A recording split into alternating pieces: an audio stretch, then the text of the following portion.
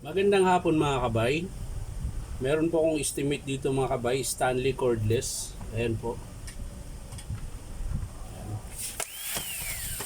Bali, ang sira niya mga kabay, ito. Iba yung tunog. Yan, maganda yan. Oh, yun, meron naman oh. So bubuksan natin mga kabay kung bakit ganun yung tunog niya, parang naiipit.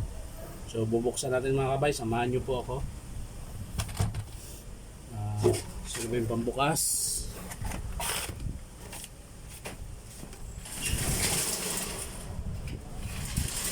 Ito yung pambukas natin.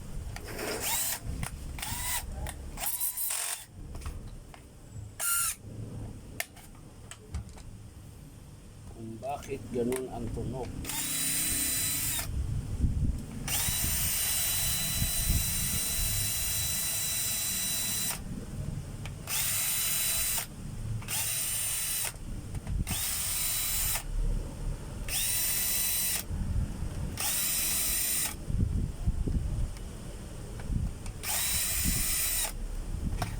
Papasalamat pala ako mga kabay sa mga nagla-like at nag-share sa mga video ko. Maraming salamat mga kabay.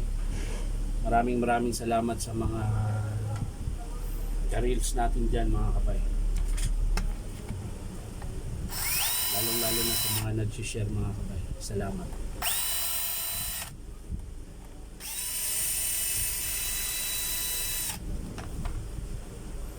Ito na mga kabay.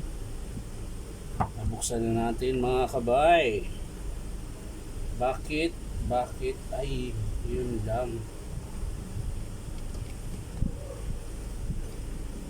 So,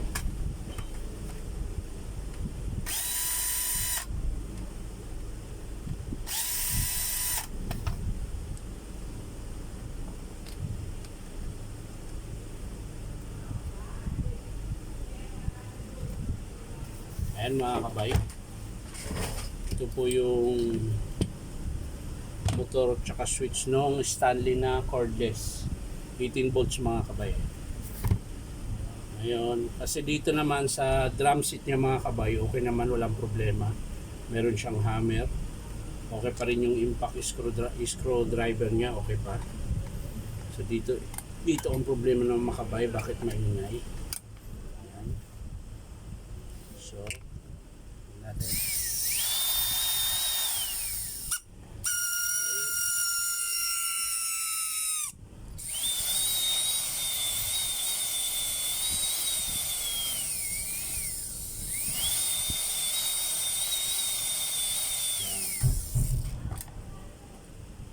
Ito po yung dahilan mga kabay. Ayan po.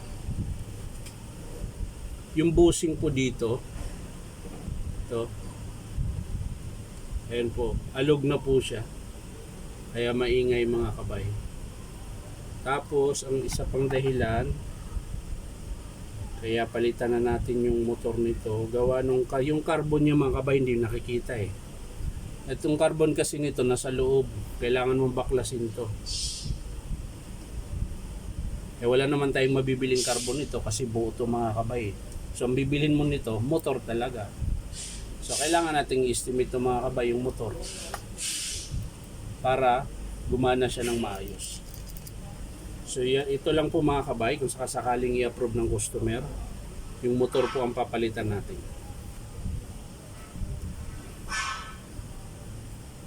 So babalik ko na mga kabay para yun lang nakita ko eh.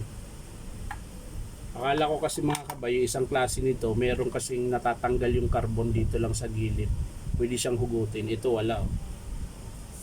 Katulad ng DeWalt mga kabay, meron siyang yung dati, yung hindi pa brushless, dito lang sa gilid hinuhugot yung carbon. Ito wala, sarado.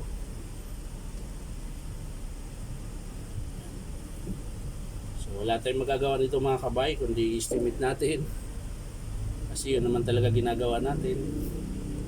So babalik na lang natin mga kabay. Naantayin na lang natin kung i-approve ng customer mga kabay.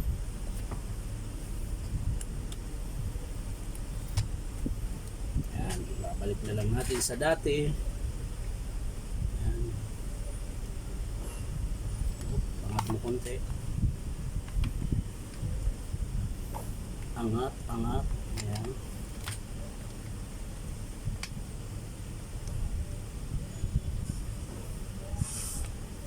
Kaya maingay. Sira na yung busing. Mga kabay.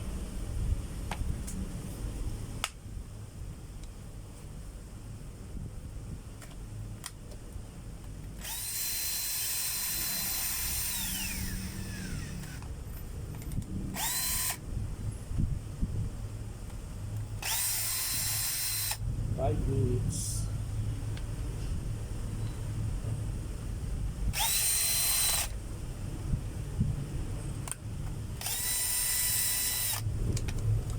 Kaya pala maluwag. Ito pala dyan.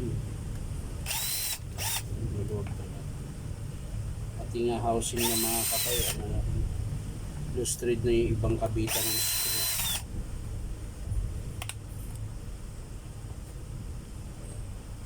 Lustrade na po.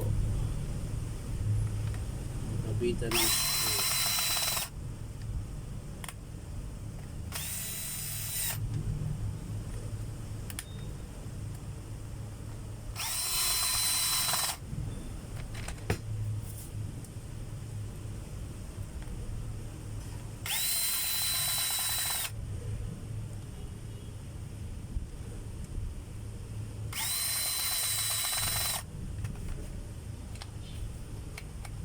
So yan na mga kabay. Balik na natin.